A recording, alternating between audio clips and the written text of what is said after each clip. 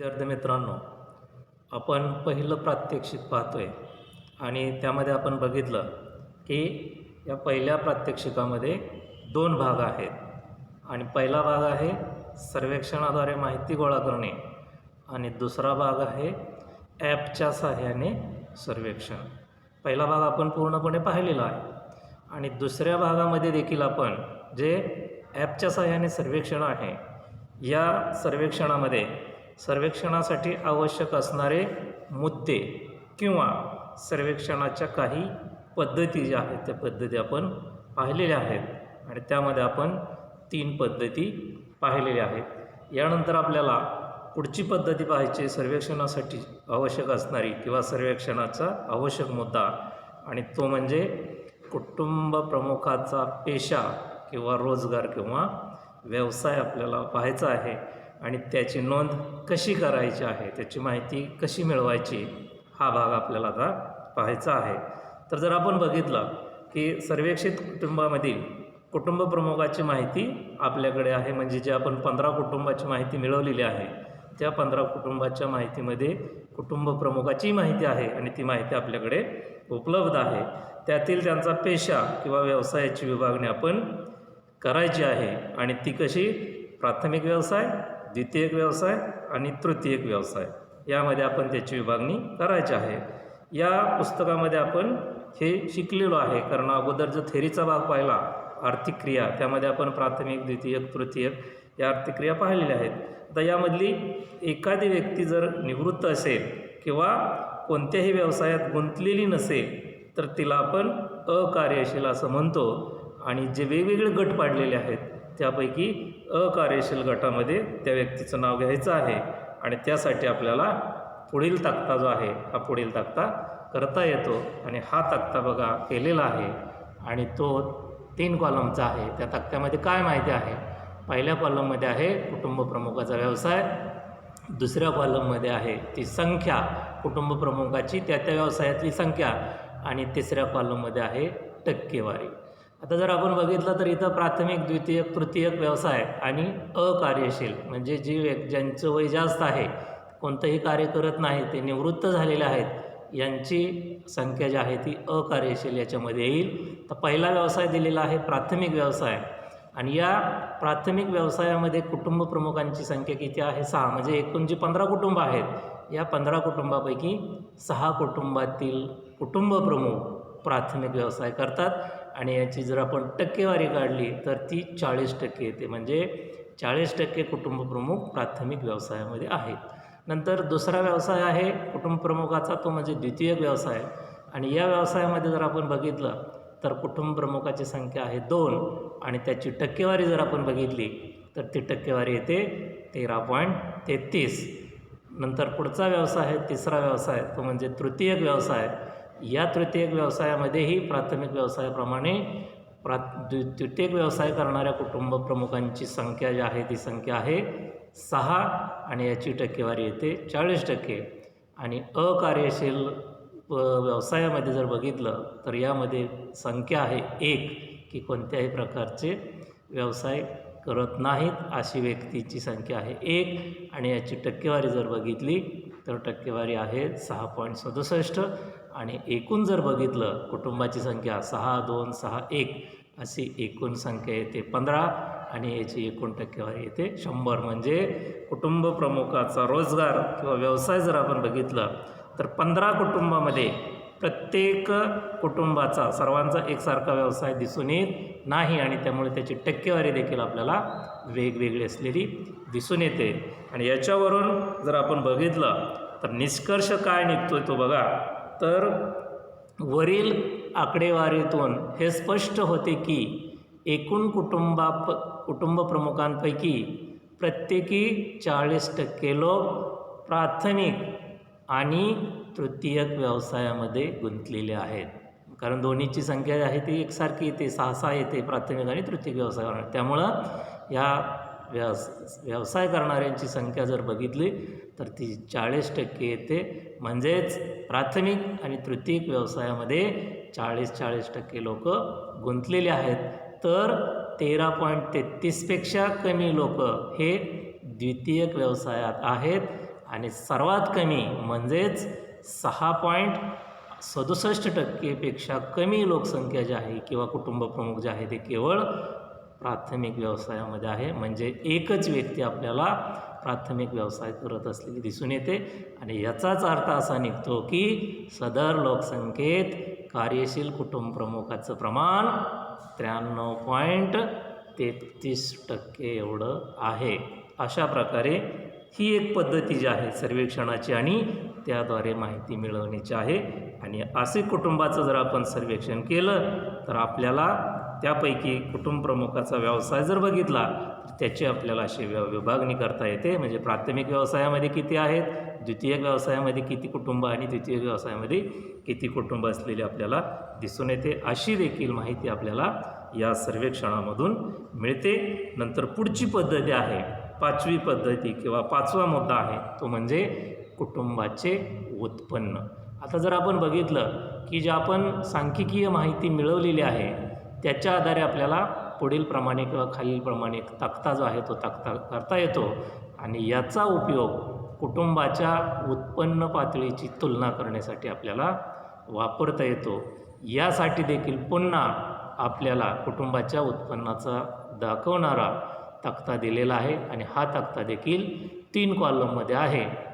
पहिला कॉलम आहे तो म्हणजे वार्षिक उत्पन्न, दुसरा कॉलम आहे तो म्हणजे कुटुंबाची संख्या आणि तिसरा कॉलम आहे तो म्हणजे कौटुंबिक उत्पन्नाची टक्केवारी. आता वार्षिक उत्पन्नामध्ये जर आपण बघितलं तर सुरुवातीला दिलेलं आहे 50,000पेक्षा कमी वार्षिक उत्पन्न आणि याची कुटुंबाची संख्या जर बघितली तर 0% आहे. आणि त्यामुळं साहजिकच कौटुंबिक उत्पन्नाची टक्केवारी देखील आपल्याला 0% येणार आहे किंवा 0%च इथं दावलेली आहे. म्हणजेच 50,000पेक्षा वार्षिक उत्पन्न एकाही कुटुंबाचं आपल्याला इथं दिसत नाही. नंतर दुसरा कॉलम आहे वार्षिक उत्पन्नाचा तो म्हणजे 50,001 ते 2 लाखापर्यंत वार्षिक उत्पन्न आणि यामध्ये कुटुंबाची संख्या आहे 3 म्हणजे 3 कुटुंबांचं वार्षिक उत्पन्न हे 50,001 ते 2 लाखाच्या दरम्यान आहे. आणि याची टक्केवारी जर काढली तर टक्केवारी कशी काढायची, एकूण कुटुंबाची संख्या भागिले त्या आकडेवारीमध्ये त्या उत्पन्नाच्या गटामध्ये असणारी कुटुंबाची संख्या भागिले एकूण कुटुंब आणि आपल्याला टक्केवारी काढायची म्हणून या सर्वांना गुणिले 100. म्हणून इथं असंच उदाहरण दिलेलं आहे, सोडवलेलं आहे बघा. 3 म्हणजे 50,001 ते 2 लाखाच्या दरम्यान उत्पन्न असणारी कुटुंब किती आहे, 3. म्हणून 3 भागिले एकूण कुटुंबाची संख्या म्हणजेच 15 आणि या सर्वांना गुणिले 100 कारण टक्केवारीत आपल्याला काढायचं आहे. आणि म्हणून याचं उत्पन्न येतं किंवा याचं उत्पन्नाची टक्केवारी येते 20%. अशीच पुढची देखील उदाहरणं आहेत. आणि ते बघा पुढचं की 2,01,000 ते 5 लाखापर्यंत उत्पन्न असणाऱ्या कुटुंबाची संख्या आहे 6 आणि याची टक्केवारी आपल्याला कशी काढली बघा, 6 भागिले 15 गुणिले 100 बरोबर 40. नंतर त्याच्यापुढं 5,01,000 ते 10 लाखापर्यंत वार्षिक उत्पन्न असणाऱ्या कुटुंबाची संख्या आहे 4 आणि त्याचं उत्पन्नाची टक्केवारी जी आहे ती टक्केवारी येते 26.6 आणि ती कशी आली, 4 भागिले 15 गुणिले 100 बरोबर 26.6. आणि शेवटचं आहे ते म्हणजे 10 लाखापेक्षा जास्त वार्षिक उत्पन्न असणाऱ्या कुटुंबाची संख्या आहे 2 आणि त्यामुळं त्यांची कौटुंबिक उत्पन्नाची टक्केवारी येते 13.3 आणि ती कशी आलेली आहे तर 2 भागिले 15 गुणिले 100 बरोबर 13.3. ही उदाहरणं तुम्ही जे आहे खात्री करण्यासाठी, टॅली करण्यासाठी किंवा हे दिलेली उदाहरणं पुस्तकात मी सांगतोय किंवा पुस्तकात आहेत म्हणून बरोबर आहेत का ही पाहण्यासाठी तुम्ही एकाच मिनटामध्ये यातली 1-2 उदाहरणं जे आहेत हे कॅल्क्युलेटरच्या साहाय्याने किंवा मोबाईलच्या साहाय्यानं तुम्ही ते उदाहरणं सोडवून खात्री करू शकता. जर याच्यामध्ये काय चूक असेल तर तुम्ही वैयक्तिक मला फोन करून सांगायचं आहे की तुम्ही ही उदाहरणं सांगितलेली आहेत, पुस्तकात आहेत पण त्याच्यामध्ये ही अशी चूक आहे. तर अशा प्रकारे या कुटुंबाचं वार्षिक उत्पन्न आणि त्या वार्षिक उत्पन्नात असणारी कुटुंबाची संख्या आणि त्याची टक्केवारी इथं दिली आणि शेवटचा कॉलम दिला एकूण आणि म्हणूनच एकूण कुटुंबांची संख्या येते 15 आणि वार्षिक उत्पन्नाची टक्केवारी 100 जी आहे ही 100 या ठिकाणी दाखवलेली आहे. आणि या उदाहरणाच्या किंवा या आकडेवारीच्या सहाय्याने आपल्याला विभाजित वर्तुळ जे आहे ते वर्तुळ काढायचं आहे.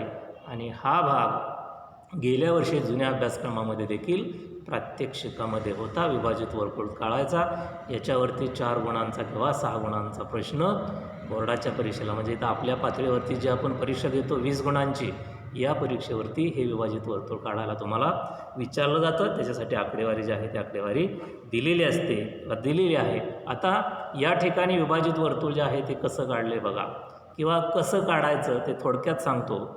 आणि याची प्रत्यक्ष कृती जी आहे ती प्रत्यक्ष कृती ज्यावेळेस आपली शाळा सुरू होईल त्यावेळेस आपण तुम्हाला प्रत्यक्ष कृती फळ्यावरती कंपासच्या, कारण कंपास पेटीचा वापर जो आहे या ठिकाणी आहे. कंपास पेटीमधलं सर्व साहित्य यासाठी बरंचसं साहित्य वापरावं लागतं. म्हणून या ठिकाणी विभाजित वर्तुळ कसं दाखवले ते बघा.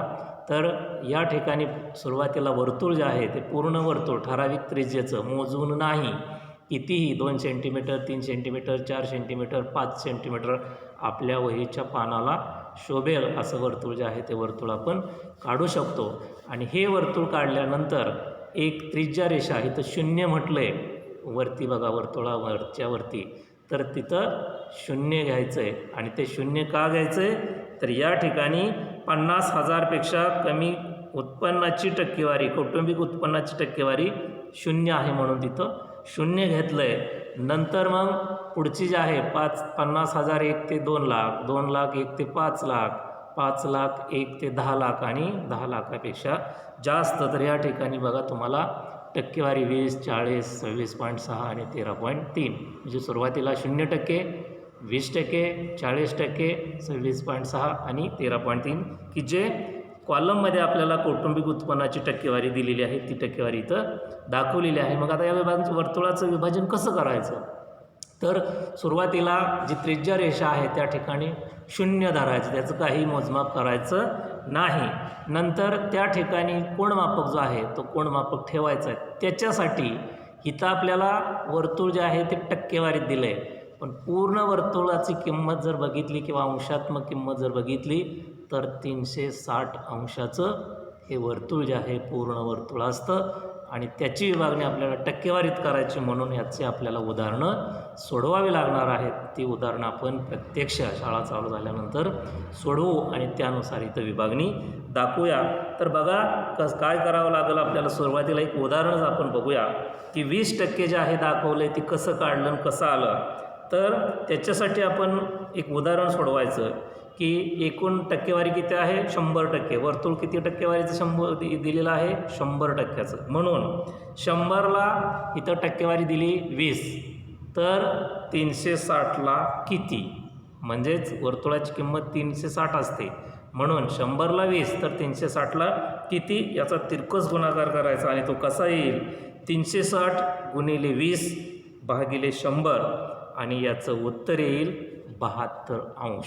म्हणून जे 20 आहे या ठिकाणी अंशात्मक किंमत किती येईल 72 अंश. आणि म्हणून शून्यावरती कंपास जे आहे ते कंपास ठेवायचं आणि त्याच्या डाव्या बाजूनं जिथपर्यंत 72 अंशाच्या खुणा येत आहेत तिथं खूण करायची आणि ती रेषा ओढायची, म्हणजे बरोबर हे 20% म्हणजे 72 अंश.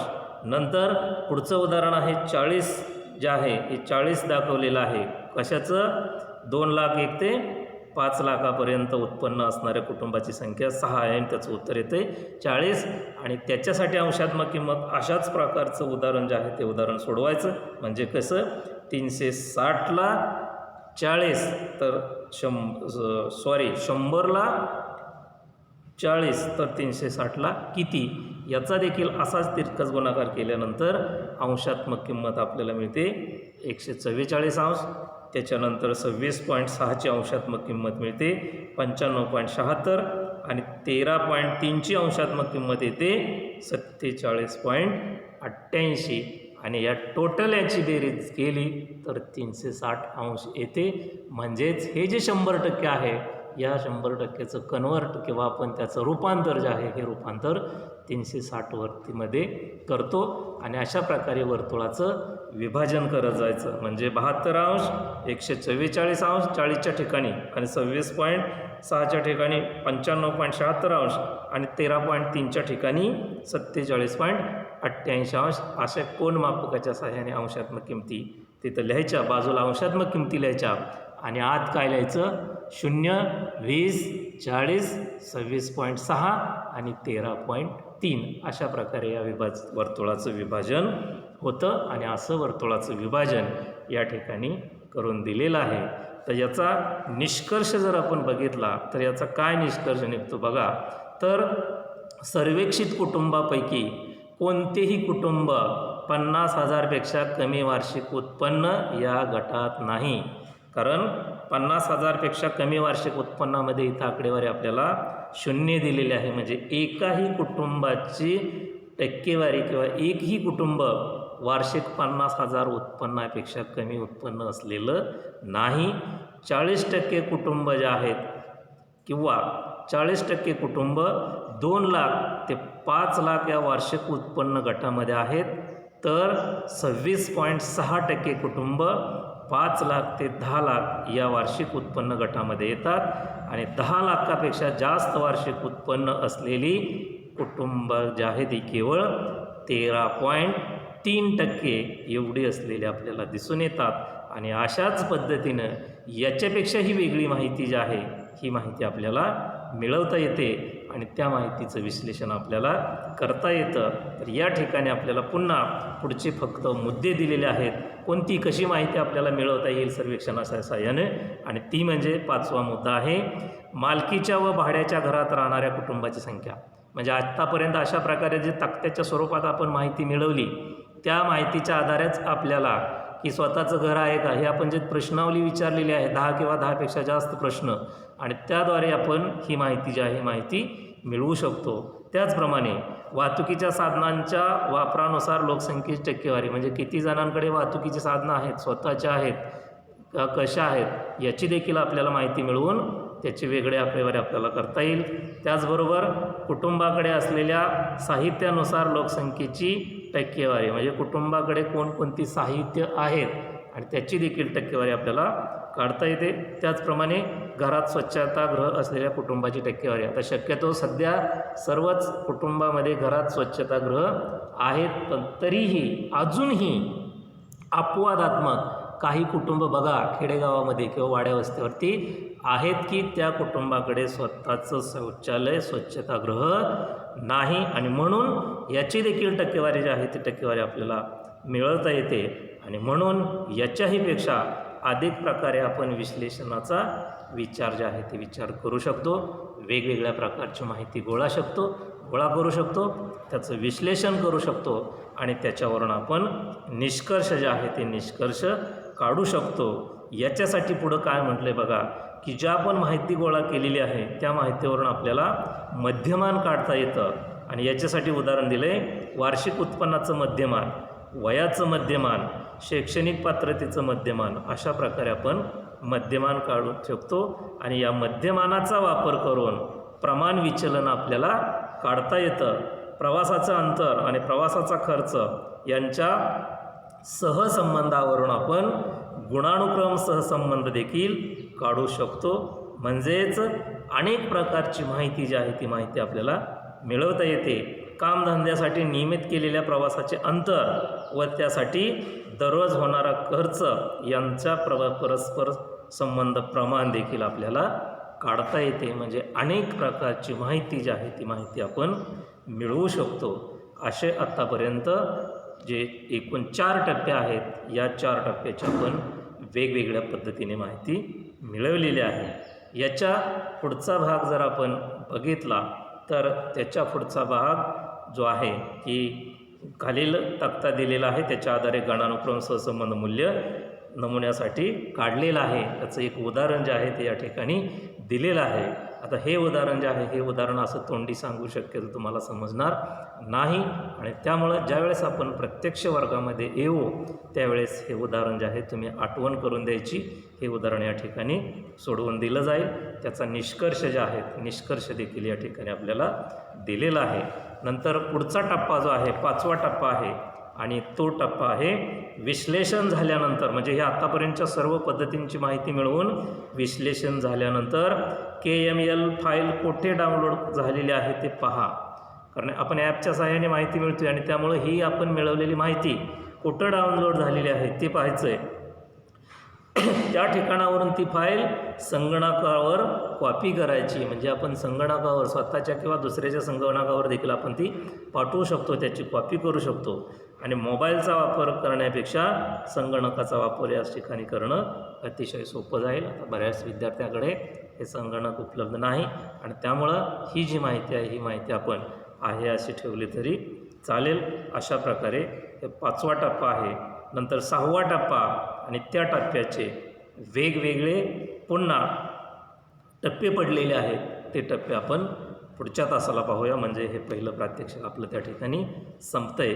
याच ठिकाणी आपण थांबूया. धन्यवाद.